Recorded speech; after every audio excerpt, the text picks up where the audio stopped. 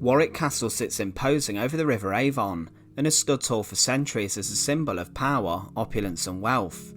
Its history begins over 1,100 years ago, when Danish invaders began moving into Saxon lands from the north. The Saxon army was led by the eldest daughter of Alfred the Great, a warrior princess named Ethelfleda. In 914, she ordered the creation of a fortified town or a burh to protect the newly created town of Warwick. This site was chosen for its great location, being on a bend of the river, and also being relatively close to the Roman road known as the Fosse Way. Today no remains of this burh are visible, however the location was perfect for a castle to be erected on the site. In our previous episode of Inside the Keep, we looked at Dover and its keep or its great tower, which was simple and straightforward to show you around.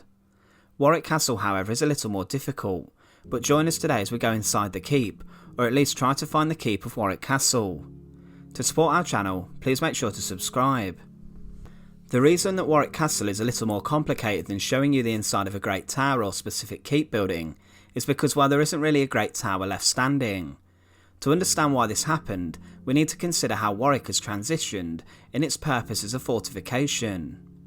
Previously in the 11th century, when William the Conqueror invaded England, he demanded a series of Motte and Bailey castles to be constructed, with their only purpose to defend, or to instill a sense of intimidation and control into the new population of England. But as time has shifted, the keep at Warwick is no more. This is purely because as a castle, it's transitioned into a more stately and ornate castle, which has no purpose for defence anymore, but the only purpose of Warwick now is to show off wealth and opulence.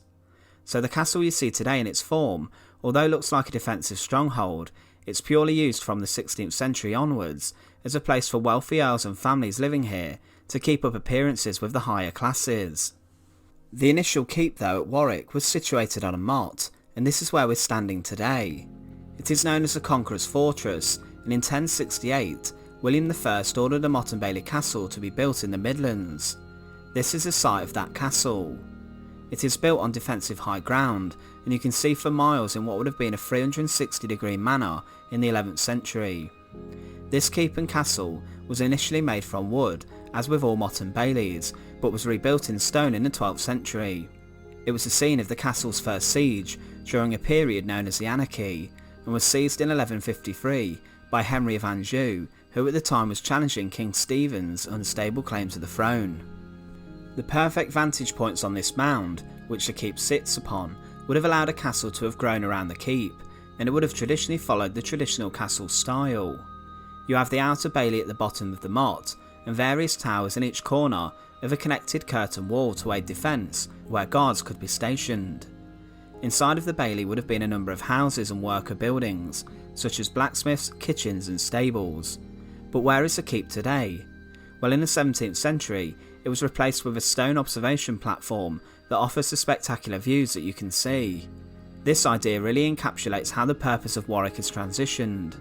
The owners of the 17th century castle saw no need for this defensive structure, but instead tore this down to make a place where they could enjoy the picturesque views and entertain guests.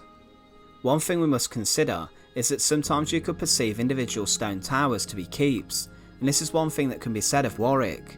The Bear and Clarence towers were part of construction plans that were created by the future King Richard III. During his ownership of the castle, he decided to renovate different areas. Following the death of the man known as Warwick Kingmaker Richard Neville, his daughter Anne married Richard, the then Duke of Gloucester. They received a share of the castle's estates and began to develop the castle, including the construction of the Bear and Clarence towers. These towers are rather stunted, and they were originally being planned to become a royal keep. Richard pulled down sections of the existing curtain wall, and there were plans for huge expansion. Following his death at Bosworth, the construction of the towers stopped, but we know they were originally planned to be as tall as Guy's Tower. If it had been completed, it would have been the final royal keep built in England. The keep was planned to be an artillery fort that would reinforce the defences, and was intended to protect the royal couple from external attack as well as a mutiny from within the walls. So there isn't really a main keep at Warwick still standing, but today visitors interpret the main keep to be actually the main castle buildings, and I'll give you a quick tour around these while we're here. The main collection of buildings found within the inner bailey spans from Caesar's Tower to the Watergate Tower. Today a collection of rooms houses the Kingmaker Exhibition, This is a short attraction that takes you around the journey of the preparations for the Battle of Barnet, the bloody battle in the War of the Roses that saw the death of Warwick Kingmaker. In this part, you can see various blacksmiths, stonemasons and even a bowman at work, but during the medieval period these would have certainly been housed in buildings within the castle's walls or the bailey. Interestingly, you can still see a wardrobe room, which is rather extravagant, and even a garderobe which houses the medieval toilets. The Great Hall is the largest room in the castle, and this was originally built in the 14th century, being rebuilt in the 17th century to provide a more grand appearance and entrance to those who were visiting. It today contains lots of armour, rifles and boasts of wealth and power, but originally in the 14th century, this room would have been adorned with tapestries and much festivities would have taken place inside this room. From this point on, the rooms left in this range are rather ornate and grand, and would have been used in the 17th and 18th century as a symbol of wealth to display prestigious artefacts and possessions and to impress guests. There are a number of different drawing rooms which are decorated with beautiful paintings and decor. The Cedar drawing room is possibly the most ornate of these, and was in fact used for housing banquets and ballroom dancing. There's spectacle throughout these rooms to admire, with a detailed design process, for example the beautiful ceiling in the green drawing room. Also there is Queen Anne's bedroom, which was renamed this after a gift of the bed which was given to Francis Greville, the Earl of Warwick, by King George III. It's almost certainly the bed that she died in and where the House of Stuart's reign over England came to an end. The extravagance and grandeur continues into the Blue Boudoir, a small and intimate room in which the 5th Countess of Warwick, Daisy Greville, converted in order to give her friends a nice room to withdraw to, and today this room houses a silver-faced clock that belonged to Marie Antoinette. The chapel is a beautiful symbol of religion and was commissioned in the early 1600s to be built. Here the family of the Earl of Warwick would meet each Sunday up until the mid-20th century for prayer and services. It would have been a very colourful room which has since been whitewashed over. But one of the most impressive rooms inside the castle has to be the state dining room. Today it houses a huge portrait of King Charles I, the ill-fated monarch who met his end in Whitehall in London after being beheaded and deposed by the people and Oliver Cromwell following the English Civil War. It's a huge room which has incredible decoration, and it's even housed royalty, such as Queen Victoria and Prince Albert, who had lunch here in 1858, and even the current Queen Elizabeth II, who had lunch here in 1996. The rest of the rooms inside this range are made up as Victorian bedrooms and chambers, which further highlights the wealth that the castle owners had. Each one of these features something grand, be it a chandelier or beautiful wooden panelling.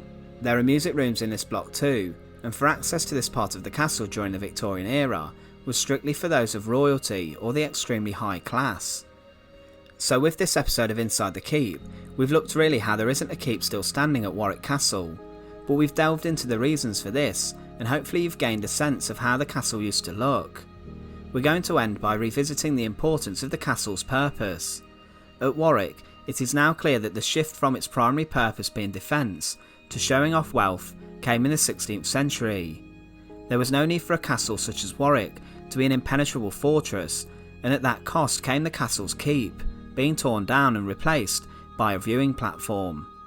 It's a shame this really isn't still standing, because it would have been lovely to see and would have been extremely interesting. Once again, thanks for watching. To support our channel, please make sure to subscribe. Once again, thank you for watching.